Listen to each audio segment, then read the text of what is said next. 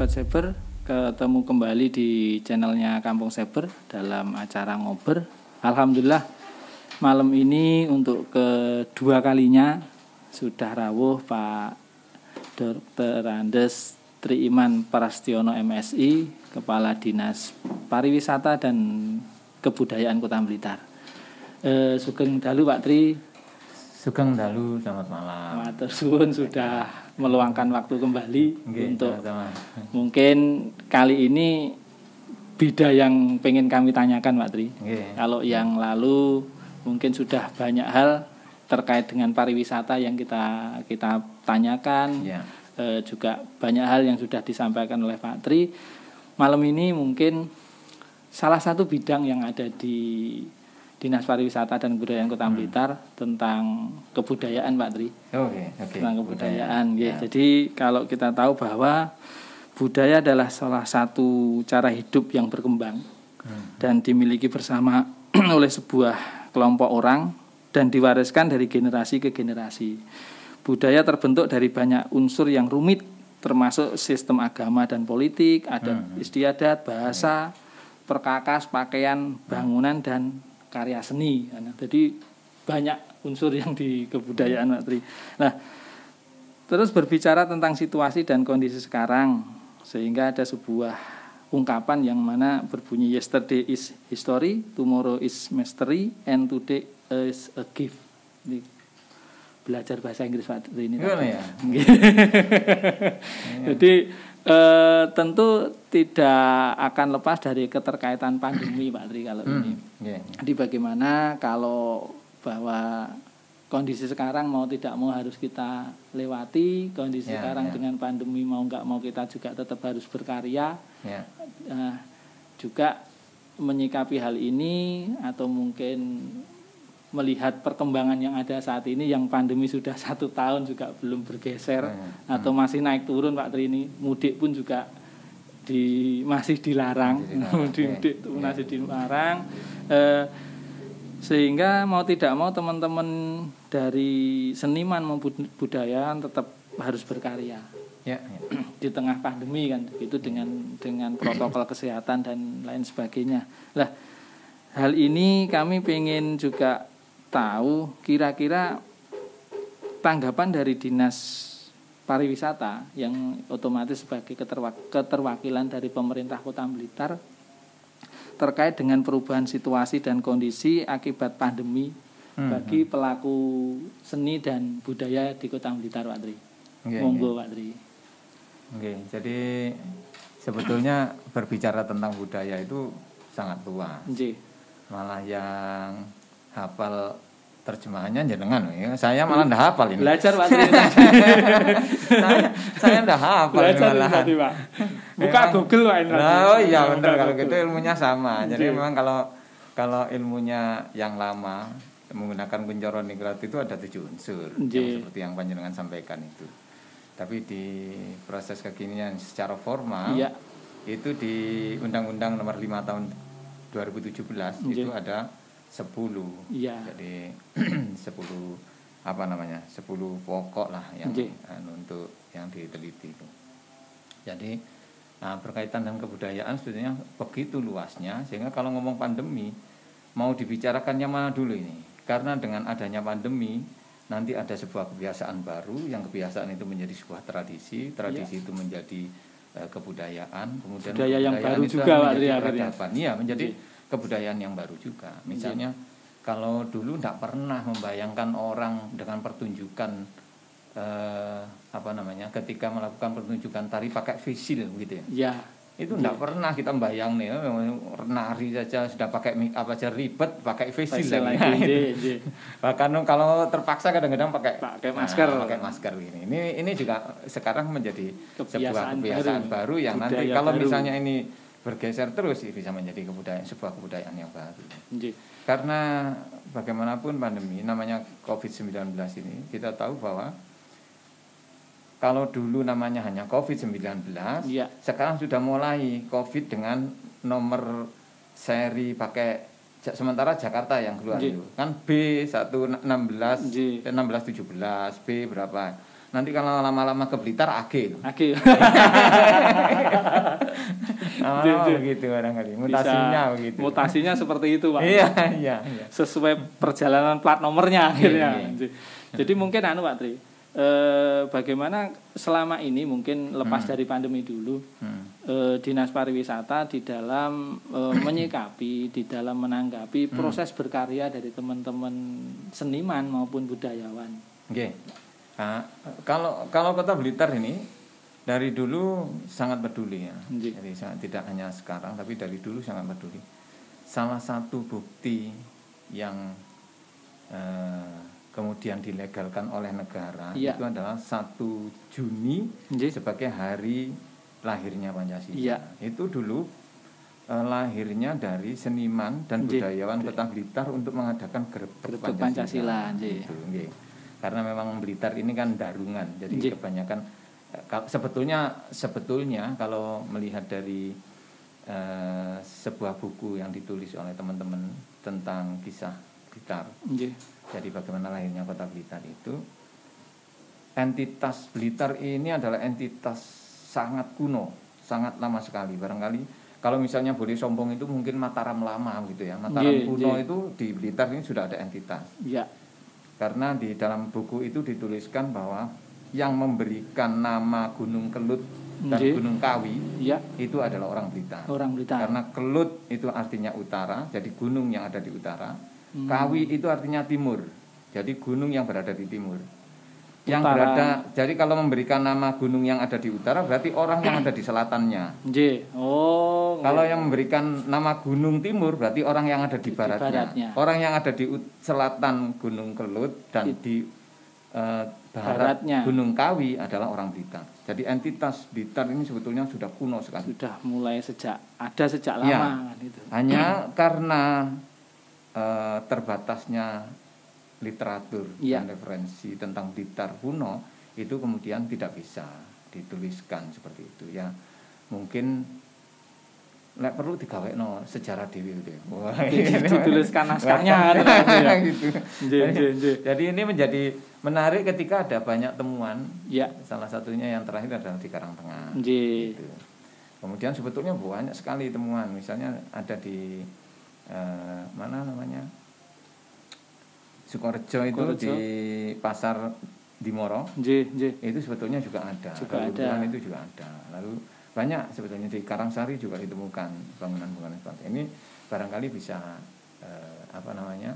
menjadi bahan bahwa di Blitar ini sebetulnya ada sebuah entitas yang sudah lama. Ini berbicara tentang kebudayaan. Yang mana kalau dibagi menjadi 2, kebudayaan itu ada 2 undang-undang besar. Jadi ada Undang-Undang Cagar Budaya nomor 11 tahun 2010 dan Undang-Undang nomor 5 tahun 2017 tentang pemajuan kebudayaan. Nah, biasanya yang 517 ini itu adalah non cagar budaya. Biasanya gitu disebutnya. Berarti sudah ada 2 pembeda dalam aturan yang dibuat oleh pemerintah untuk akhirnya bagaimana mengelola kebudayaan. Budayaan yang akhirnya lebih dispesifikan kepada non cagar budaya dan cagar budaya sendiri kan Pak Tri. Pak, dari seperti yang Bapak sampaikan tadi bahwasanya ternyata Blitar itu sudah memiliki catatan yang luar biasa. Karena sudah diketahui khalayak mungkin mulai 2019 kemarin temuan kepala kala yang ada di Dinggedok, Dinggedok itu kan sudah sedikit mengguncang Pak. Mengguncang Kota Blitar menjadi ramai bahwasanya ternyata Kota Blitar punya candi kan itu. Meskipun ini akan berlanjut mungkin Pak Tri karena di pertemuan atau di podcast pertama sempat kami pancing-pancing bagaimana nanti untuk keberlanjutan Candi Gedok lah. Ini mau tidak mau kita tanyakan lagi akhirnya. Dan akhirnya setelah ada temuan di Candi Gedok terus alhamdulillah juga ditemukan lagi di Karangtengah dan itu masih di wilayah Sanan Wetan juga Pak Tri. Ya, itu bagaimana Pak untuk proses kedepannya Candi Gedok sendiri Pak Tri? Sebelum yang Karangtengah Pak ini. Jadi itu sebetulnya prinsipnya kan kita di dalam proses pengelolaan objek objek yang diduga cagar budaya ODP itu ada proses-prosesnya. Jadi misalnya kalau pertama ditemukan itu nanti ada observasi, kemudian ada survei penyelamatan, kemudian baru ada ekskavasi penyelamatan gitu. Nanti dilanjutkan dengan proses mungkin kalau kalau misalnya ditemukan seperti apa bentuknya, baru ada namanya pemugaran. Pemugaran untuk dimanfaatkan untuk apa kan? Ya, kalau nanti ini baru satu proses namanya konservasi. Jadi untuk kemudian kalau sudah konservasi baru pengembangan. Jadi tahap yang kedua adalah pengembangan. Baru kalau setelah pengembangan ada pemanfaatan. Nah, kalau pemanfaatan ini bisa salah satunya untuk destinasi tempat wisata. Siap. Gitu. Jadi konsistensi dari dinas untuk melanjutkan ini kan terus Pak Nggih. Ya. Kalau mestinya tidak hanya dinas pariwisata kebudayaan, tetapi hampir semua entitas ini harus peduli untuk itu. Sehingga kami karena keterbatasan anggaran nanti akan mencoba untuk komunitas-komunitas pecinta budaya dan kesejahteraan kesejarahan maupun benda-benda cagar budaya itu akan saya ajak ngobrol gitu yang mungkin kami dari Dinas Pariwisata membutuhkan tenaganya gitu untuk kemudian bergerak bersama untuk bagaimana temuan-temuan itu bisa kita buat supaya paling tidak menarik dari tingkat provinsi maupun pusat, kemudian bisa membantu secara pendanaan untuk lebih optimal lagi gitu, Dan terkait dengan yang baru Pak Tri. Kalau yang di Ngido kan mungkin akan lanjut ekskavasinya untuk yang ketiga kan Pak Nggih. Dan mungkin bagaimana nanti tentang temuan terbaru yang ada di Karangtengah kan tapi monggo Pak Tri ini ada kopi dan ini yang telo godhog Pak Tri. Ini yang saya tunggu nih kopinya ini. Ngopi katanya. Nggih, monggo Pak Tri.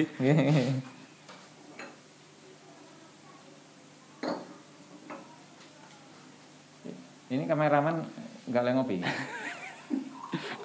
Kameramennya nanti puasa kopi dulu Pak.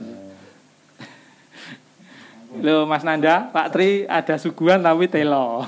Sampan terang bulan. Kalau terang bulan itu kan manis-manis. Seusia saya itu kalau yang manis-manis sudah lewat. Sudah lewat. Ya. Jadi tidak salah saya loh Mas Nanda. Sampan viralkan malah.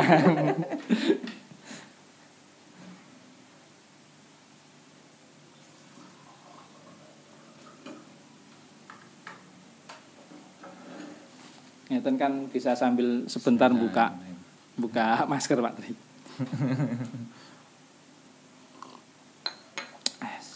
Alhamdulillah Mas kameramen dan Mas penjaga audio ngapunten kita ngopi dulu.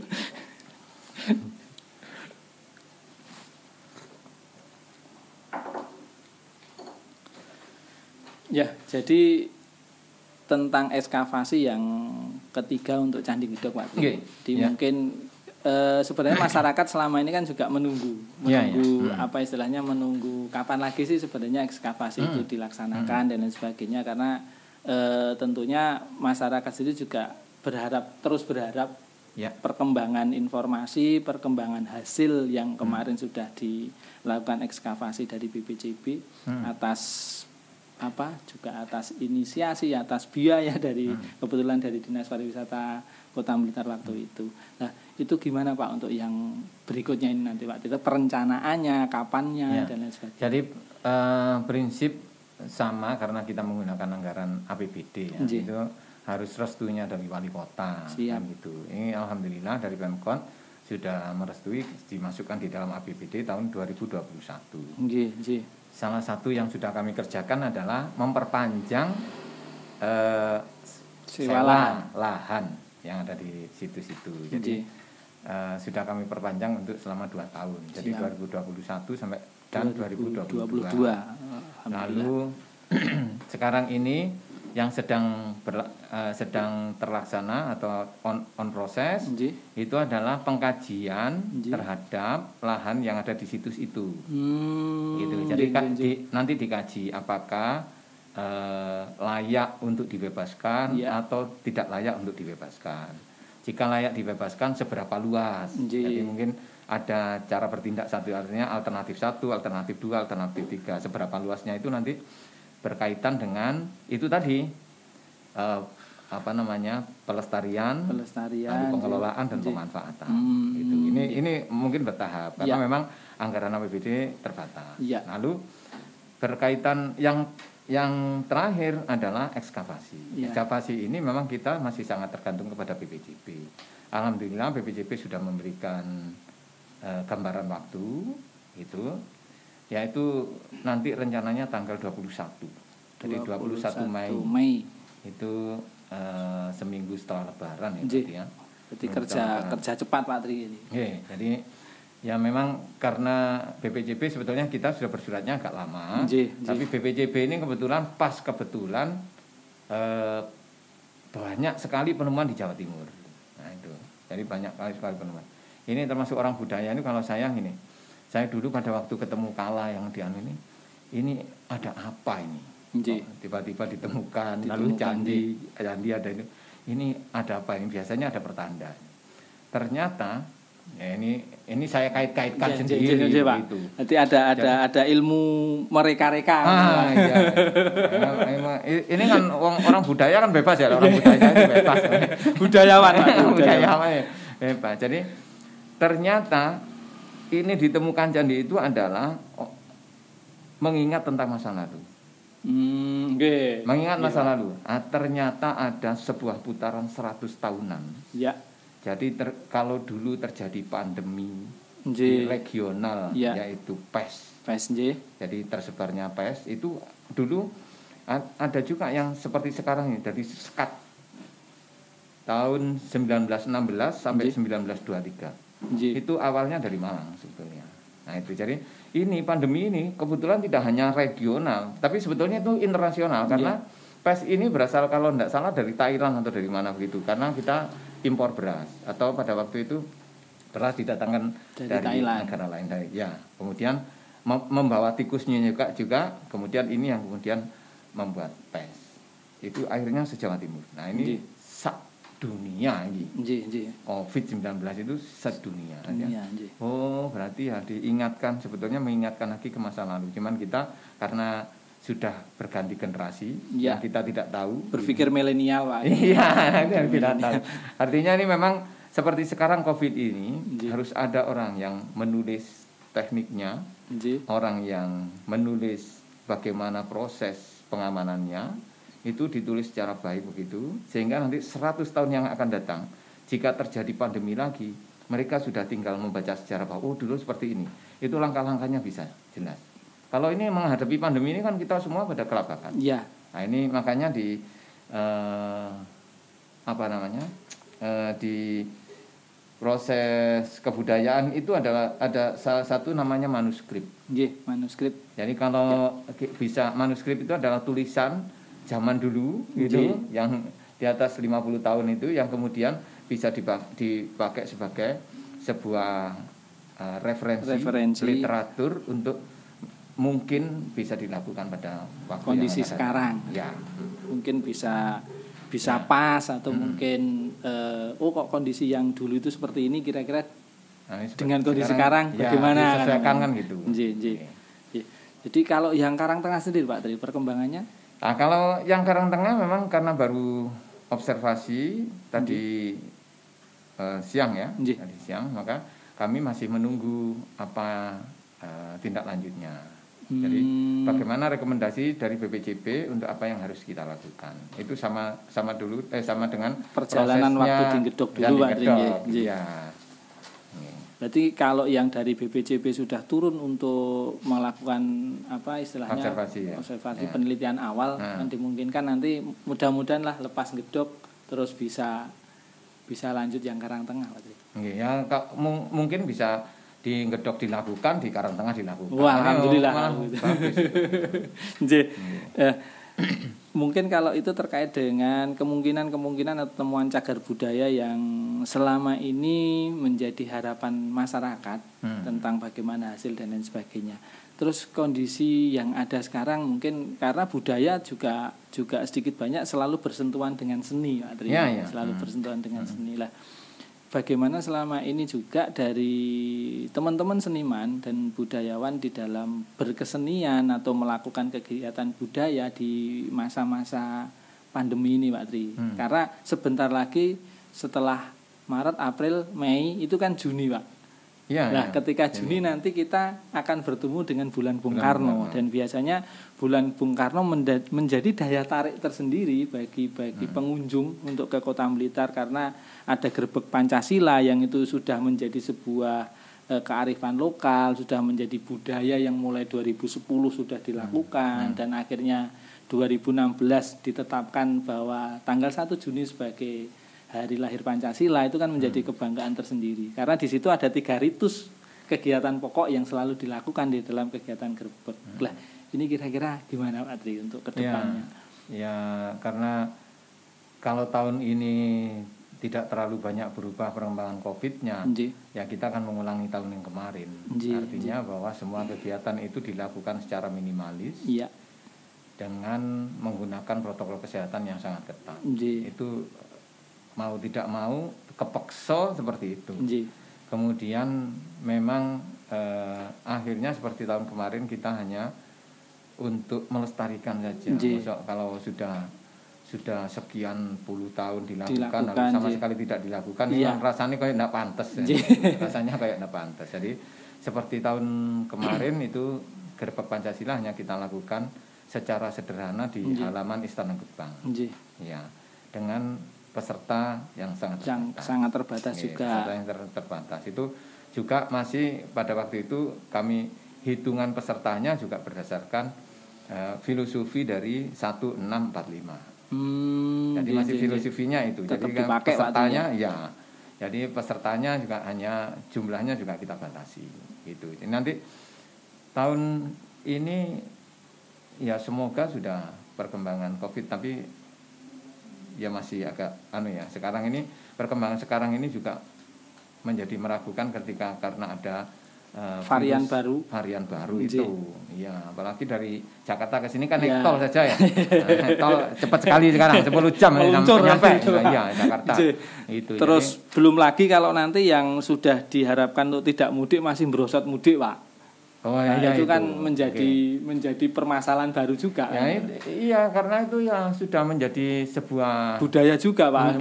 Budaya mudik itu. Karena nanti kalau misalnya sudah biasa akhirnya, tapi ada mudik itu ada yang bagus. Jadi saya dulu pernah di Sumatera Barat ya. Itu kalau mudik itu mesti membawa biaya untuk membangun di wilayahnya itu. Kalau misalnya seandainya seluruh Indonesia seperti itu, orang Blitar yang sukses di Jakarta merantau mudik semua, lalu membawa biaya untuk membangun musola, tempat olahraga di desanya, atau mungkin kampung wisatanya. Wah, itu ya ndak apa-apa kira-kira. Wis mudio sak apa bawa COVID-19 ya ora apa-apa. Yang penting gitu kira-kira begitu. Kira-kira loh. Memang menjadi sebuah dua hal yang bertolak belakang dalam arti begini, kami berharap untuk proses pengembangan, proses kebangkitan dari tiarap sekian bulan sekian tahun itu dengan kehadiran rekan-rekan yang merantau itu pulang nggak mungkin nggak bawa uang kok Pak, pasti pulang membawa uang, terus akhirnya mereka nanti berwisata kemana dan lain sebagainya lah. Tapi harapan itu kan tinggal harapan Pak, karena memang kondisi masih belum memungkinkan. Jadi mungkin kalau yang disampaikan Pak Tri tadi tapi ternyata tetap masih ada yang sedikit banyak nekat-nekat dikit gitu loh Pak. Nekat-nekat nyolong-nyolong mudik itu terkadang masih kita temui gitu di berita-berita. Lah terkait dengan hal itu, dengan bagaimana istilahnya, karena mudik juga sudah budaya, namun budaya ini juga harus berubah juga akhirnya dengan situasi dan kondisi. Dan kalau tidak salah juga dari surat edaran wali kota juga sudah turun untuk bagaimana nanti menyikapi tentang hari raya, bagaimana nanti menyikapi wisata selama Lebaran ini kan begitu Pak Tri. Dan ada jam-jamnya atau Pak Tri tadi ya. Kalau tidak salah kan kalau untuk yang destinasi yang dibatasi jam 8 sampai dengan jam 3. Jadi yang lainnya masih tetap seperti yang PPKM yang kemarin ya, dengan penerapan protokol kesehatan yang ketat. Karena memang ini kebetulan ini barangkali ada yang melihat kemudian sudah menerima surat dari Dinas Pariwisata, itu yang kemudian kami salah menulis begitu. Jadi menerjemahkannya mestinya yang dibatasi jam 8 sampai dengan jam 3 sore itu hanya destinasi jadi tempat wisata saja, yang lain tidak. Yang lain tetap bisa beroperasi dengan penerapan protokol kesehatan yang super ketat. Terus selama ini Pak Tri, selama pandemi kemarin mungkin dari beberapa rekan-rekan seniman kan tetap ada kegiatan Pak Tri. Tetap ada kegiatan itu pola dan juga apa namanya? Aktivitasnya kan memang sedikit berubah. Ya, budayanya sedikit bergeser. Tidak sedikit, banyak. Terus itu kira-kira dari Dinas Pariwisata sendiri selaku pembina secara tidak langsung teman-teman seniman dan budayawan ini bagaimana Pak Tri? Jadi sekali lagi dinas ini kan tangannya pemerintah kota ya. Jadi ada kebijakan yang kemudian kami menyampaikan pada waktu anggaran. Misalnya pada waktu refocusing tahun 2020 itu kan mestinya dihabiskan, banyak yang sudah dipotong gitu. Tapi kami sampaikan ke Pak Wali Kota, ke tim anggaran bahwa kami mohon supaya anggaran untuk pementasan kesenian itu tidak dihapus. Itu sebab pikiran kami bahwa yang terdampak itu adalah seniman-seniman seni pertunjukan. Dan hampir semua seniman, terutama seni pertunjukan itu yang mungkin tidak bisa bekerja. Nah, kami sampaikan kepada Pak Wali dan tim anggaran bahwa anggaran itu nanti akan kami gunakan untuk nanggap mereka. Jadi nanggap seniman itu dengan cara hanya virtual. Jadi tanpa penonton. Yang penting pikiran saya begini, yang penting ya seniman itu satu orang dapat 100.000 gitu lumayan lah gitu daripada sama sekali tidak. Sehingga kemudian mulai tahun 2020 kemarin itu kita selenggarakan lah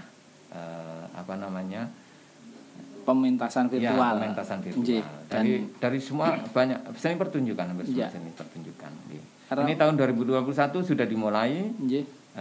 Bulan kemarin, bulan Maret dan April dalam rangka HUT Kota Blitar. Itu juga sudah kita mulai untuk virtual, virtual. Ada keroncong, ada mungkin jaranannya, ada pedalangan, gitu. Kemudian karawitan.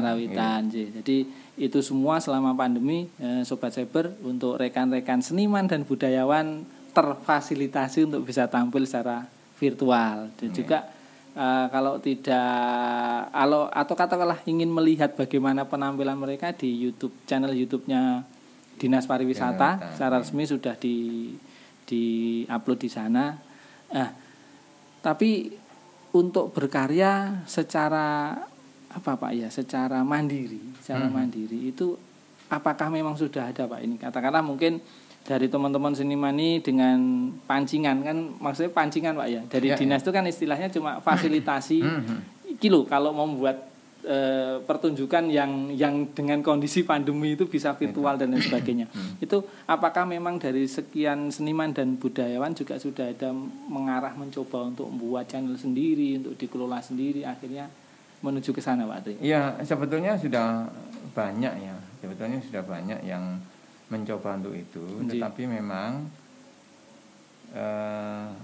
masih istilahnya masih kalah, tidak spesifik, tidak spesialis begitu. Jadi masih belum bisa terlalu viral gitu. Padahal kalau berdasarkan pengalaman misalnya dengan adanya wayang kulit yang virtual itu, itu ada ada sambutan begitu. Salah satu dalang kita itu kemudian di WA, karena ada nomornya di WA, nanti kalau misalnya pandemi selesai, kami berharap bahwa ini kebetulan Ki Erwin yang dapat ini. Ki Erwin ini bisa memainkan wayang kulitnya di Bogor. Jadi dari virtual ada hasilnya. Ada hasilnya. Dari virtual itu ada hasilnya. Jadi kalau semacam ini hanya memang teman-teman banyak, tetapi kalau saya lihat perkembangannya ya ada yang viewernya hanya viewer tapi ya. Jadi belum subscribernya yang banyak tapi viewernya yang banyak. Jadi jaranan terutama dari sisi jaranan yang paling banyak viewernya itu masih banyak. Hanya subscribernya tidak terlalu banyak ya. Tapi kan nanti lama-lama lah kalau memang konsistensi dari teman-teman untuk terus berkarya, mudah-mudahan kan bisa menuju ke sana. Lama-lama tidak sebentar itu Mas. Jadi lama-lama tidak sebentar itu nanti pasti lama. Pasti lama. Pastinya panjang waktunya. Terus ketika biasanya kan kalau kemarin itu juga yang paling besar dalam satu event itu kan yang dilakukan jaranan Pak Tri, yang jaranan itu apakah mungkin bisa menjadi satu event yang rutin Pak Tri, tampilan yang megah kan ternyata penampilan mereka kan luar biasa Pak Tri. Yang untuk parade barongan. Parade barongan.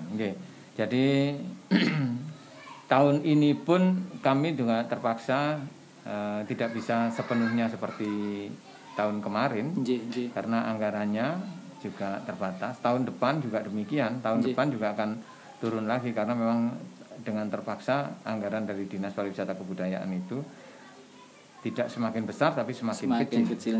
Ya, itu selaras dengan pendapatan anggaran Kota Blitar dari pusat itu yang semakin kecil sehingga kemudian komposisi di Dinas Pariwisata juga menjadi kecil. Penyebaran anggarannya juga berkurang Pak Tri. Nah, oleh karena itu memang ini kalau ilmu saya sebetulnya kepada teman-teman di pariwisata maupun kebudayaan itu jangan terlalu mengandalkan anggarannya APBD. Itu mesti saya sampaikan karena memang sangat terbatas. Tapi di posisi kondisi pandemi COVID-19 ini akhirnya mau tidak mau ya memang pemerintah harus turun tangan untuk menangani yang semacam itu. Nah, jadi agak direm begitu keinginan saya untuk bisa ngajak anggaran pemerintah ya, kecuali kalau yang pariwisata masih tetap masih pariwisata karena sementara memang masih ada pembatasan untuk kunjungan apalagi untuk yang berasal dari luar. Nah ini jadi masalah kesenian ini ya memang masih bagaimana perkembangan COVID-19. Oleh karena itu kan memang dari dulu saya sampaikan kepada semua warga masyarakat, ayo kita tertib, mengikuti protokol kesehatan, semua mencegah supaya tidak terjadi penyebaran. Lalu kalau daerah kita dengan status yang baik kuning, kalau bisa hijau. Nah, nanti teman-teman ini loh bisa beraktivitas normal lagi begitu. Artinya beraktivitas normal itu ya masih di bawah bayangan Covid, tapi sudah lebih bebas daripada kalau misalnya kondisinya masih urin seperti sekarang ini. Tapi kan mestinya ketika ada fasilitasi dari dinas dan kemarin kan kita lihat dari sekian seniman, sekian budayawan yang sudah terfasilitasi meskipun tidak banyak, itu kan menjadi stimulan Pak Tri. Karena dari seni pedalangan juga bisa tampil, dari keroncong juga bisa tampil, kan itu dari jaranan juga bisa tampil, kan istilahnya semua sudah coba dari dinas untuk yuk ini model penampilan yang seperti ini dan lain sebagainya. Ketika itu tetap diadopsi Pak Tri, itu tidak tetap diadopsi oleh beliau-beliau, terus akhirnya cari sponsor, itu apakah tidak memungkinkan Pak Tri untuk tetap dilaksanakan? Ini yang barangkali memang masih perlu ilmu yang cukup karena balik kita ini kadang-kadang kota kecil, kota kecil.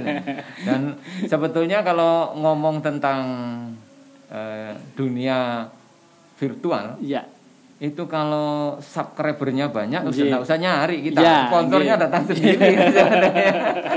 Itu. Cuman masalahnya memang subscriber itu. Kemudian yang saya amati menjadi pokok masalah adalah ternyata teman-teman ini memang belum siap dari sisi teknologinya, belum siap.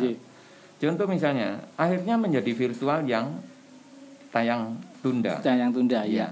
Karena kalau live itu masih belum, teman-teman masih belum, gitu. Jadi masih tayang tunda. Nah, ketika tayang tunda ini menjadi ya daya tariknya sudah tidak terlalu besar. Tapi kalau misalnya live, kalau live ini kan kadang-kadang yang nyinyir langsung chatting, wah kok hanya begitu gitu. Nanti terus yang lainnya, wah jangan dia lo itu sudah bagus, berani main aja sudah bagus. Itu ketika banyak komentar itu menjadi menarik, viewernya semakin banyak, lalu nanti akhirnya menarik untuk subscribe dan sebagainya. Dan itu memang sebuah proses Pak Tri. Iya, kalau kita pengen bagus tuh kan yo nek pengen apik gelem dicacat, Pak. Iya. Intinya kan gitu. Kalau enggak gelem dicacat yo untuk menjadi baik kan sulit, Pak. Karena tidak ada koreksi kan begitu. Tidak. Ya memang penyempurnaan. Kalau kesiapan ini kita kembalikan ke teman-teman Pak akhirnya. Bagaimana siapnya. Tapi kan ketika nanti kolaborasi ini ada, katakanlah dari dinas sudah ada fasilitasi, dan gedung kesenian boleh digunakan dan lain sebagainya. Mungkin ada anggaran pun juga nggak banyak, sedikit dan itu. Tapi kalau teman-teman bisa kolaborasi mencari sumber pendanaan dari yang lain kan menjadi sebuah yang indah toh Pak, ini menjadi sebuah yang indah. Memang seperti itu. Nah, memang apalagi sekarang ada programnya dari Pak Wali dan Pak Wawali yang baru ini, yang baru terpilih ini, itu namanya internet gratis. Nah, kalau teman-teman ya harus mempersiapkan diri. Artinya teman-teman seniman itu harus menyiapkan diri baik dari kemampuan teknologi maupun dari seni tampilan itu. Kalau mereka sudah bisa menyiapkan seperti itu, maka nanti ada internet gratis, tinggal uploadnya gampang kan gitu. Iya, lebih mudah, kemudian lebih murah gitu. Tapi memang semuanya harus disiapkan. Nah, memang tidak bisa misalnya ya tergantung teman-teman. Ini ya kalau misalnya ada kekurangan ya Dinas Pariwisata dan Kebudayaan ini juga banyak kurang. Oleh karena itu kami ini memotivasi, memberikan masukan, mungkin kalau bisa melakukan pembinaan, mungkin nanti saya dan teman-teman akan piye carane seniman itu ngerti carane nyote. Ngerti misalnya selfie, masang selfie sendiri dari sudut apa, kemudian dia narinya seperti apa. Gitu, misalnya.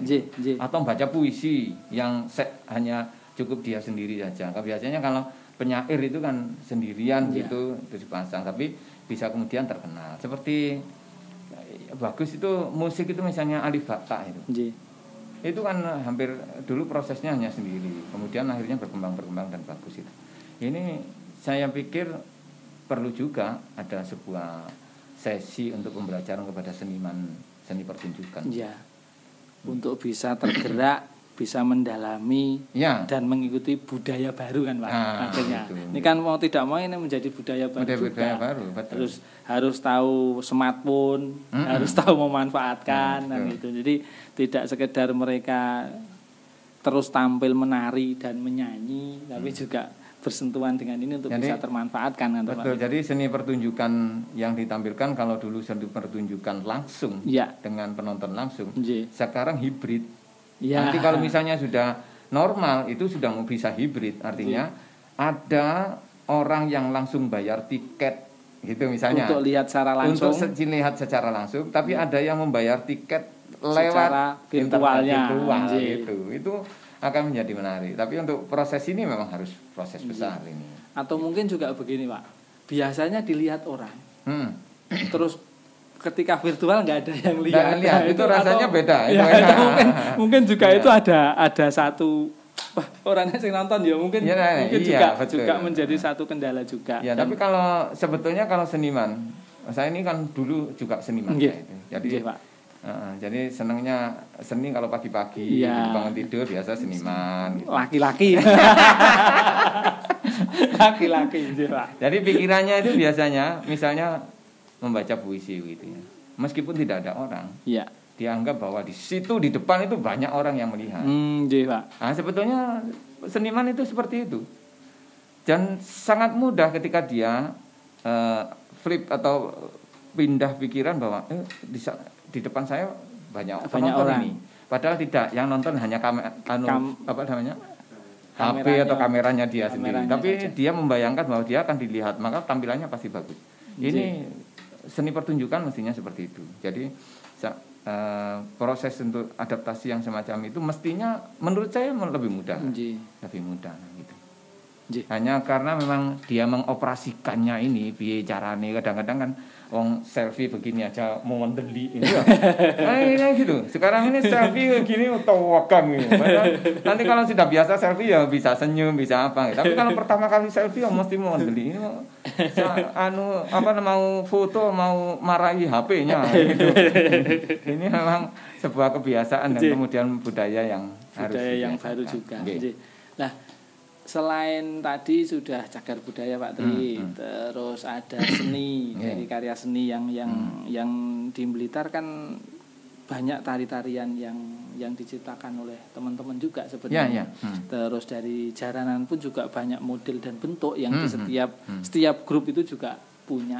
Nah, ketika kita ke sisi kuliner Pak Tri ini, ke sisi kuliner itu kan juga Blitar terutama kota itu kan juga punya kekhasan Pak Tri, punya kekhasan. Nah, ini kira-kira apakah juga bisa istilahnya bisa nanti diharapkan untuk mendongkrak atau penyeimbang bagi yang lain karena kalau sekarang pecel Blitar, sambal pecel itu kan juga menjadi ciri khas kota Blitar kan. Terus ada lagi es drop itu hanya lokal dan regional. Es pleret kan juga sudah selama ini mungkin juga sudah ada kegiatan-kegiatan Pak lah. Yang terkadang menjadi satu pemikiran atau mungkin satu pertanyaan, apakah memang ini sudah menjadi satu catatan dalam arsip kebudayaan di Kota Blitar sendiri Pak Tri? Jadi kalau untuk bicara kuliner ini biasanya lebih tebalnya begitu. Itu mengarah di ekonomi kreatif dan pariwisata. Jadi lebih tebalnya di sana. Jadi sesi berikutnya Pak. Sesi berikutnya ngopi. Sekarang ngopi dulu jangan jawab. Ternyata tetap proses defense beliau sangat kuat sekali ketika kita coba untuk sedikit mengulik yang ini kok masih tetap bertahan. Dan memanglah nanti kalau tentang kolaborasi dari sebuah perkembangan perkembangan dari kuliner dan lain sebagainya itu mungkin cenderung nanti lebih banyak akan dibahas di bagaimana ekonomi kreatif di Kota Blitar. Jadi mau tidak mau kembali ke kebudayaan. Kembali ke kebudayaan. Nah, beberapa waktu yang lalu juga ada catatan-catatan dan juga sudah ada di SK-kan di SK Wali Kota juga Pak. Itu bahwa cagar budaya di Kota Blitar itu selain Istana Gebang, itu kan juga ada monumen bangunan-bangunan yang dulu bekas peta. Bekas peta. Dan kalau tidak salah isu ini Pak Tri, ini isu biar nanti juga berkembang isu ini bagaimana sih sebenarnya. Ini akan menjadi sebuah monumen peta Pak akhirnya. Museum peta akhirnya. Itu proses perkembangannya hingga saat ini sampai sejauh mana Pak? Jadi memang museum itu bagian dari yang ditangani oleh bidang kebudayaan. Jadi kalau istilahnya orang Blitar menamakan SMP komplek. SMP komplek. Itu kan ada SMP 3, SMP 5, SMP 6, SMP 7. Kemudian dulu SMP 7 ya. SMP 7, kemudian ada SMK Negeri 3 sekarang ini. Itu komplek itu sebetulnya adalah menggunakan bangunan cagar budaya yang dia dibangun sudah mulai zaman Belanda.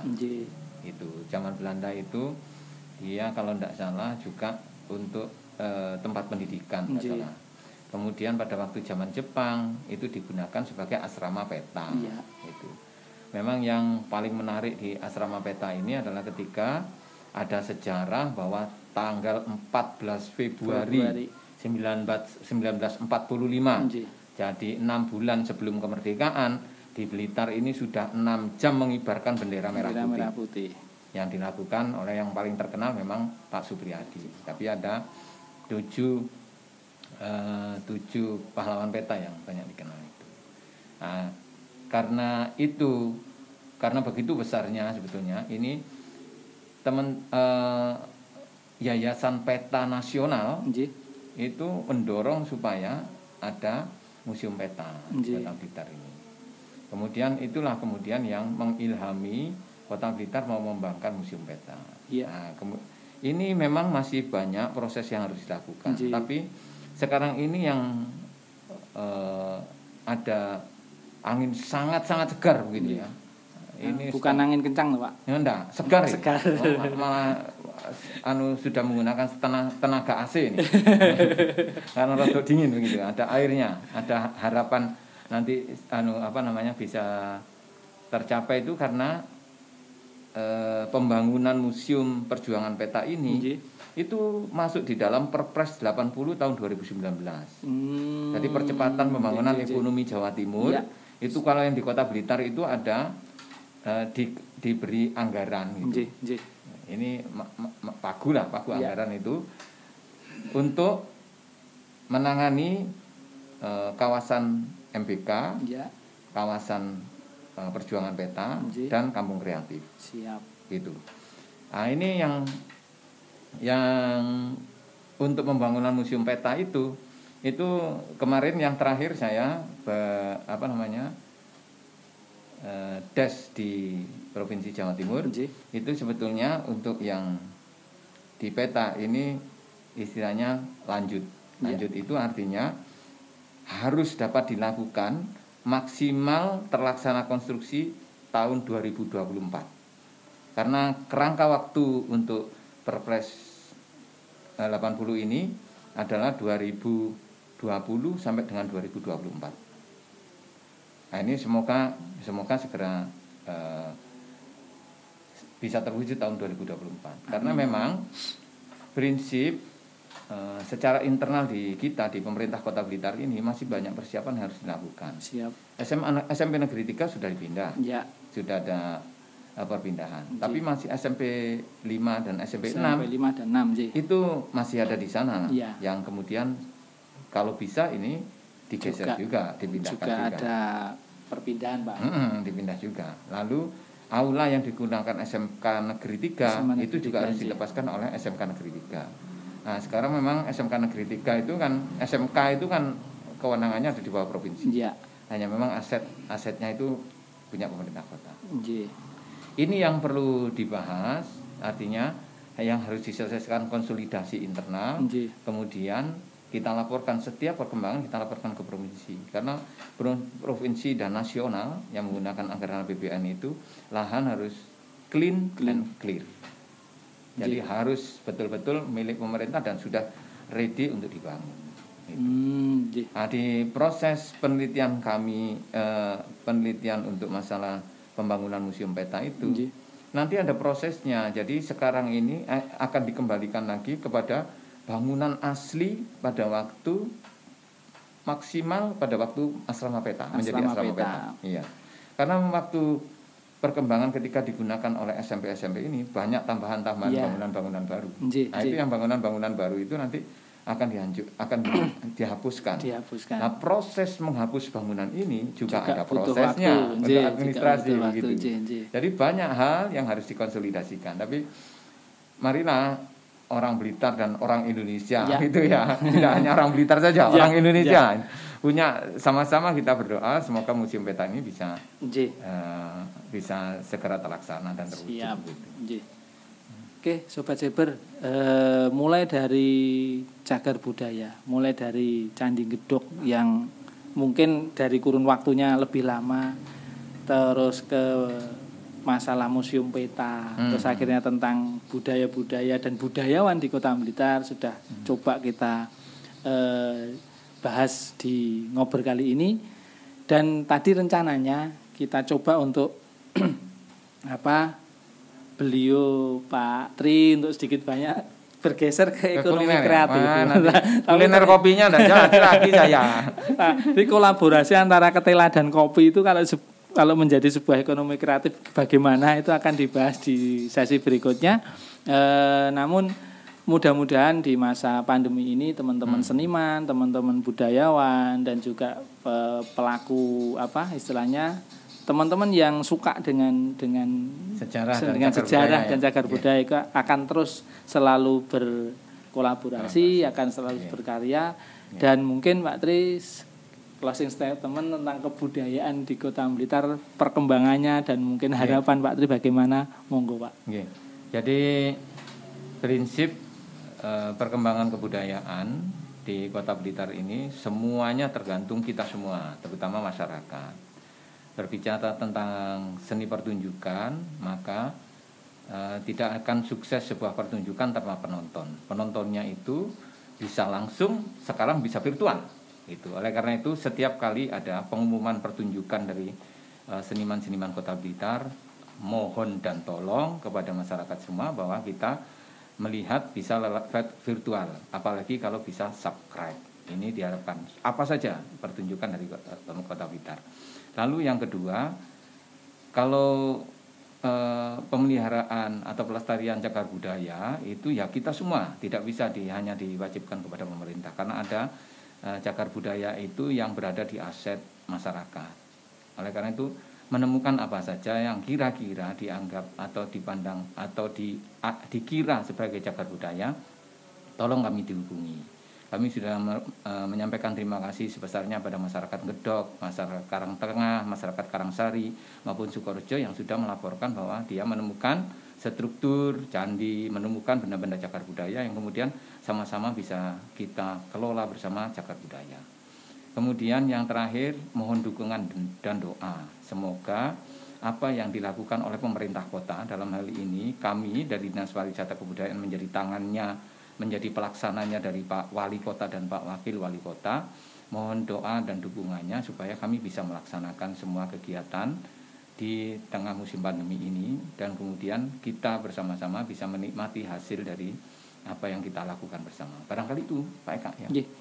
Terima kasih Pak Tri. Jadi itu tadi Sobat Cyber, harapan beliau tentu akan menjadi tinggal harapan tanpa support kita sebagai masyarakat untuk ikut juga, bukan ikut campur tapi ikut andil untuk tetap bisa melestarikan, tetap bisa melaporkan, tetap bisa koordinasi apapun dan bagaimanapun tentang kebudayaan dan cagar budaya dan perkembangannya di Kota Blitar. Pandemi ini menjadi suatu titik tolak baru dan peluang bagi pelaku seni dan budaya serta insan kreatif yang cepat dalam beradaptasi. Daya adaptasi tersebut sangat tergantung dari kondisi dan modal yang dimiliki, sehingga tampak sebagian seniman dan pelaku kreatif dapat bertahan bahkan berkembang, sedangkan lainnya menurun. Dari sebuah catatan kecil mengenai pandangan perubahan yang terjadi akibat dampak pandemi COVID-19, sebuah masukan atau rekomendasi yang mungkin bisa menjadi perhatian khusus bagi kita maupun juga pemerintah untuk mendorong produktivitas para pelaku seni dan budaya di Kota Blitar, dimungkinkan atau mungkin perlu pembinaan kapasitas pelaku seni dan budaya serta insan kreatif Pak, untuk dapat memanfaatkan potensi ruang digital. Mungkin itu Sobat Cyber untuk pembahasan kita kali ini tentang kebudayaan. Lain waktu bisa kita sambung kembali. Masih ada satu hal yang menjadi istilahnya PR saya untuk nanti mengharap jadwal lagi ke Pak Tri untuk ekonomi kreatif. Terima kasih atas perhatiannya. Jangan lupa tadi kalau Pak Tri berharap dukungan, subscriber dan lain sebagainya, baru kali ini saya memohon untuk di-subscribe channelnya Kampung Cyber. Salam literasi, salam kreatif.